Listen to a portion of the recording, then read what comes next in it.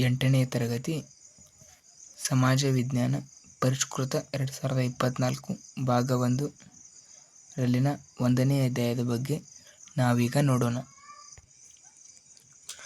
ಅಧ್ಯಾಯ 1 ಆಧಾರಗಳು. ಆಧಾರಗಳಲ್ಲಿನ ಅಭ್ಯಾಸವನ್ನು ನೋಡೋಣ. ಕೆಳಕಂಡ ವಾಕ್ಯಗಳನ್ನು ಸೂಕ್ತ ಪದದಿಂದ ಭರ್ತಿ ಮಾಡಿ. ಪ್ರಶ್ನೆ ಸಂಖ್ಯೆ 1. ಸಾಹಿತ್ಯ ಆಧಾರದಲ್ಲಿ ಡ್ಯಾಶ್ ಮತ್ತು ಡ್ಯಾಶ್ ಎಂಬ ಎರಡು ವಿಧಗಳಿವೆ. ಯಾವ ವಿಧಗಳೆಂದರೆ ದೇಶೀಯ ಸಾಹಿತ್ಯ ಮತ್ತು ವಿದೇಶೀಯ ಸಾಹಿತ್ಯ ಎಂಬ ಎರಡು ವಿಧಗಳಿವೆ. ಅಶ್ವಘೋಷನು ಡ್ಯಾಶ್ ಒಂದು ಸಾಹಿತ್ಯ ಆಧಾರವಾಗಿದೆ. ಅಶ್ವಘೋಷನ ಸಾಹಿತ್ಯ ಅಂದರೆ ಅಶ್ವಘೋಷನು ಒಂದು ಬರೆದಿರುವ ಸಾಹಿತ್ಯ. ಅಶ್ವಘೋಷನ ಬುದ್ಧ ಚರಿತೆಯು ಒಂದು ಸಾಹಿತ್ಯ ಆಧಾರವಾಗಿದೆ.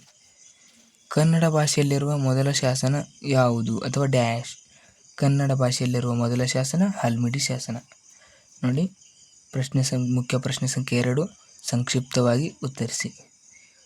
4ನೇದು ನೋಡೋಣವಾ. ಆಧಾರಗಳು ಎಂದರೇನು? ಮಾನವನು ಗತಕಾಲದ ಚರಿತ್ರೆಯ ರಚನೆಗೆ ಬೇಕಾದ ಮೂಲ ಸಾಮಗ್ರಿಗಳನ್ನು ಆಧಾರ ಎನ್ನುವರು. ಪ್ರಶ್ನೆ ಸಂಖ್ಯೆ 5. ಇತಿಹಾಸಕ್ಕೆ ಸಂಬಂಧಿಸಿದಂತೆ ದೇಶೀಯ ಮತ್ತು ವಿದೇಶೀಯ ಸಾಹಿತ್ಯ ಆಧಾರಗಳಿಗೆ ಎರಡು ಉದಾಹರಣೆ ಕೊಡಿ. ದೇಶೀಯ ಸಾಹಿತ್ಯವಾಗಿ ನೋಡೋಣ. ಚಾಂದ್ ಬರ್ದಾಯಿ ಪೃಥ್ವಿರಾಜ್ ರಾಸೋಹ, ಹಾಲನ ಗದಾ ಸಪ್ತಪದಿ. ವಿದೇಶೀಯ ಸಾಹಿತ್ಯ ಮೆಗಸ್ತಾನಿಸ್ನ ಇಂಡಿಕಾ, ಹುಯಸ್ತ್ಯಾಂಗ್ನ ಸಿಯೂಕಿ. ಮುಖ್ಯ ಪ್ರಶ್ನೆ ಸಂಖ್ಯೆ 6. ನಾಣ್ಯಶಾಸ್ತ್ರ ಎಂದರೇನು? ನಾಣ್ಯಗಳ ಸ್ವರೂಪ, ವಿಕಾಸ ಹಾಗೂ ಬೆಳವಣಿಗೆಯ ಬಗ್ಗೆ ತಿಳಿದುಕೊಳ್ಳುವ ಶಾಸ್ತ್ರವೇ ನಾಣ್ಯಶಾಸ್ತ್ರವಾಗಿದೆ. ಪ್ರಾಕ್ತನ ಆಧಾರಗಳು ಎಂದರೇನು? ಉದಾಹರಣೆ ಸಹಿತ ವಿವರಿಸಿ ಅಂತಿದ್ದಾರೆ, ಅದಕ್ಕೆ ದೊಡ್ಡದಾಗಿ ವಿವರಿಸಬೇಕಾಗುತ್ತೆ. ಸಂಶೋಧನೆ ಮತ್ತು ಉತ್ಖನನಗಳಿಂದ ದೊರೆತಿರುವ ಶಾಸನಗಳು, ನಾಣ್ಯಗಳು, ಸ್ಮಾರಕಗಳು, ಮಡಿಕೆ ಕುಡಿಕೆಗಳು ಹಾಗೂ ಇನ್ನಿತರ ಪಳೆಯುಳಿಕೆಗಳನ್ನು ಪ್ರಾಕ್ತನ ಆಧಾರಗಳು ಎನ್ನುವರು. ಪ್ರಾಕ್ತನ ಆಧಾರಗಳಲ್ಲಿ ಈ ರೀತಿಯಾಗಿ ಒಂದು ವಿವರಣೆಯನ್ನು ನೀಡಿದ್ದಾರೆ. ಶಾಸನಗಳು ಆಯಾ ಕಾಲಮಾನದ ಜೀವಂತ ಸಾಕ್ಷಿಗಳು. ಅಶೋಕನ ಶಾಸನಗಳು ಬ್ರಾಹ್ಮಿ ಲಿಪಿ ಮತ್ತು ಖರೋಷ್ಠಿ ಲಿಪಿಯಲ್ಲಿವೆ. ನೋಡಿ, ಬ್ರಾಹ್ಮಿ ಲಿಪಿ ಮತ್ತು ಖರೋಷ್ಠಿ ಲಿಪಿ. ಯಾರೋ ಅಶೋಕನನ್ನು ಅತಿ ಹೆಚ್ಚಾಗಿ ಬಂದಿರುವ ಶಾಸನಗಳು. ಇದು ಬಹಳ ಮುಖ್ಯವಾದ ಅಂಶವಾಗಿದೆ. ನಾಣ್ಯಗಳ ಸ್ವರೂಪ, ವಿಕಾಸ ಹಾಗೂ ಬೆಳವಣಿಗೆಯ ಬಗ್ಗೆ ತಿಳಿಸಿಕೊಳ್ಳುವ ವಿಧಾನವೇ ನಾಣ್ಯಶಾಸ್ತ್ರ. ಅಂದರೆ ನಾಣ್ಯವು, ಈಗ ಚಿನ್ನದ ನಾಣ್ಯ ಇದೆ ಅಂದರೆ ಆ ರಾಜ ಶ್ರೀಮಂತ. ಬೆಳ್ಳಿ ನಾಣ್ಯ ಇದೆ ಅಂದರೆ ಅವನೊಂದು ಲೆವೆಲದಲ್ಲಿದ್ದಾನೆ. ತಾಮ್ರದ್ದು ಅಂದರೆ ಅವನು ಸ್ವಲ್ಪ ಬಡವ ರಾಜನೆಂದರ್ಥ.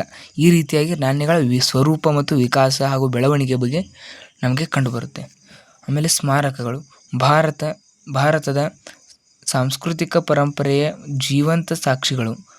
ಅಂದರೆ ನೋಡಿ, ಈಗ ಸ್ಮಾರಕಗಳು, ಗುಡಿ ಗೋಪುರಗಳು, ಇವುಗಳನ್ನೆಲ್ಲ ಏನಂತಾರೆ?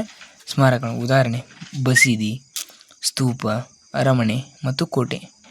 ನೋಡಿ, ಕೋಟೆಗಳು ಕಂಡುಬರುತ್ತವೆ. ಅರಮನೆಗಳು, ಮೈಸೂರು ಅರಮನೆ ಕಂಡುಬರುತ್ತೆ. ಸ್ತೂಪಿಗಳು, ಬಸದಿಗಳು ಎಲ್ಲ ಬ್ರಿಟಿಷರ ಕಾಲದಲ್ಲಿರೋದು ಹಾಗೆ ಹೇಳಿದೆಲ್ಲ ಕಂಡುಬರುತ್ತೆ ಅಲ್ಲ, ಇದಕ್ಕೆ ಏನಂತಾರೆ? ಸ್ಮಾರಕಗಳು. ಇನ್ನು ಭೂ ಉತ್ಖನನಗಳು, ಭೂಮಿಯಲ್ಲಿ ಹುದುಗಿಕೊಂಡಿರುವ ಅವಶೇಷಗಳನ್ನು ವೈಜ್ಞಾನಿಕವಾಗಿ ಹೊರತೆಗೆಯುವುದು. ಭೂಮಿಗಳಲ್ಲಿ ಅವರು ಆಗಿನ ಹಿಂದೂ ಸರಸ್ವತಿ ಕಾಲದ ಮನೆ ಕಟ್ಟಿರೋದು ಈ ರೀತಿಯಾಗಿದೆ ಅಲ್ವಾ, ಅದನ್ನೆಲ್ಲ ಭೂಮಿಯಿಂದ ಹೊರತೆಗೆದಾರಲ್ವ, ಅದೇ ಭೂ ಉತ್ಖನನಗಳು. ಪ್ರಶ್ನೆ ಸಂಖ್ಯೆ 8 ಕೊನೆಯ ಪ್ರಶ್ನೆ ಸಂಖ್ಯೆ. ಮೌಖಿಕ ಆಕರಗಳು ಸ್ಥಳೀಯ ಇತಿಹಾಸಗಳು ತಿಳಿಯಲು ಹೇಗೆ ಸಹಕಾರಿಯಾಗಿದೆ?